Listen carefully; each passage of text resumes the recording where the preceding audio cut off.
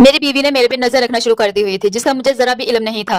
एक दिन मेरा दोस्त आया, मैं उससे मिलने के लिए ऐसे ही बाहर चला गया। मोबाइल मेरा चार्जिंग पे था। मुझे यह था कि मैं अभी मिलकर वापस आ जाता हूँ, पर वो मुझे जबरदस्ती साथ ले गया। मेरी बीवी पढ़ी लिखी नहीं थी। उसने मेरे भाई को घर बुलाया और पासवर्ड वो पहले ही देख चुकी थी। उसने मेरे भाई से मेरा सारा मोबाइल चेक करवाया, सारी पिक्स, सारे मैसेज पढ़कर मेरे भाई ने उसे बताए। हमारी फर्स्ट पिक्चर थी जिसमें उसे मैं पिज्जा खिला रहा था, उसने वो भी देख ली थी। सब कुछ उसने देख लिया था, यहाँ तक कि उसका नंबर भी निकाल लिया था। जब मैं घर आया तो मेरी बीवी ने मुझे कुछ भी नहीं बताया। मेरा मोबाइल उधर चार्जिंग पर ही था, पर चार्ज नहीं हुआ था। मैंने उससे पूछा कि तुमने मेरा मोबाइल यूज किया है? तो जब मैंने उससे पूछा कि तुमने मेरा मोबाइल यूज किया तो वो साफ मुकर गई। लेकिन मुझे शक हुआ है, मैंने उसको इग्नोर कर दिया। साथ ही मैंने उसको कहा कि खाना लेकर आओ। जब वो खाना लेकर आई, मैं खाना खाकर बाहर जाने लगा तो मुझे कहती कि मैंने अपने घर जाना है। उसका घर काफी दूर था, तो मैंने उसे बोला कि ठीक है, मैं तुम्हें गाड़ी करवा दूंगा और तुम चली जाना, मैंने नहीं जाना। और इसी बात पे फिर हमारा झगड़ा शुरू हो गया। मुझे फिजूल किस्म के तरह तरह के ताने देने लगी, फिर मेरे से गालियां भी खाई। खैर फिर वो शुरू हो गई कि ये सब कुछ इसलिए कर रहे हो कि कोई और है आपकी जिंदगी में, और मेरे साथ पाकिस्तान आके इसीलिए सीधे मुंह बात नहीं की। ये वो काफी देर हमारा झगड़ा हुआ। ऐसे ही काफी देर हमारा झगड़ा चलता रहा और फिर उसने उसे गालियां देना शुरू कर दी। जब उसे गालियां देना शुरू कर दी, साथ ही कहती कि मैंने अब नहीं रहना, उसी को ले आओ, वो आकर तुम्हें भी संभाले और तुम्हारे बच्चों को भी संभाले। मैंने उसे गुस्से में बोला कि ठीक है, तुम जाओ अपने घर, सुबह क्या जाना है तुमने, अभी चली जाओ अपने घर। और फिर वो गालियां खाने के बाद चुप कर गई और मैं बाहर चला गया।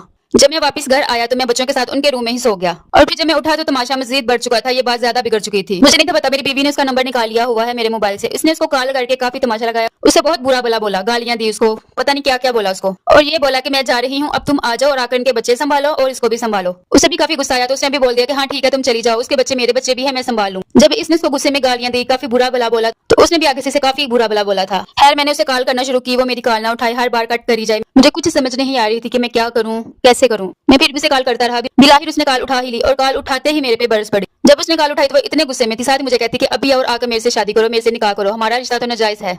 उस दिन वो बहुत रोई मेरी बीवी की वजह से। मैंने कभी उसको इतना रोते नहीं देखा था। मुझसे उसका रोना देखा भी नहीं जा रहा था। मैंने भी घर और लड़ाई की और तमाशा लगाया और अगले ही दिन गाड़ी करवाकर अपनी बीवी को उसके मायके भेज दिया और अपने भाई को लेकर उसके घर चला गया रिश्ता लेने के लिए। उसके घर में उसकी अम्मी थी और एक बहन थी। बहन की शादी हो चुकी थी। पहले तो उसकी अम्मी ने साफ इनकार कर दिया। उसकी अम्मी पहले मान ही नहीं रही थी। फिर मैंने उनको इतनी मुश्किल से मनाया और अगले जुमे निकाह का दिन रखा गया। मैं बहुत खुश था, मुझे मेरी मोहब्बत मिल रही थी। हम दोनों ने मिलकर शादी की सारी शॉपिंग की और ऐसे ही जुमे का दिन आ गया और हमारा निकाह भी हो गया। उसकी अम्मी अकेली रह गई थी तो उनको हम अकेला नहीं छोड़ना चाहते थे। उनको बहुत मुश्किल से मनाकर हम अपने साथ लेकर आए। मेरे दो घर थे, एक घर में मेरी पहली बीवी थी और जो दूसरा घर था मैंने उसको तैयार करवाया था अपनी दूसरी बीवी के लिए। जब मैं अपनी दूसरी बीवी को निकाह करके घर लेकर गया तो आगे मेरी पहली बीवी बैठी हुई थी। उसने पहले ही काफी तमाशा लगाया हुआ था, काफी लड़ाई डाली हुई थी। मैंने बहुत मुश्किल से उसको समझाकर दूसरे घर वापस भेजा। हमारी जिंदगी कुछ देर ऐसे ही चलती रही। मेरी पहली बीवी रोज हमारे घर आकर रोज तमाशा लगाती। जब मैं घर ना होता वो रोज आकर मेरे घर तमाशा लगाती, क्योंकि मेरी मौजूदगी में उसकी जरूरत नहीं थी।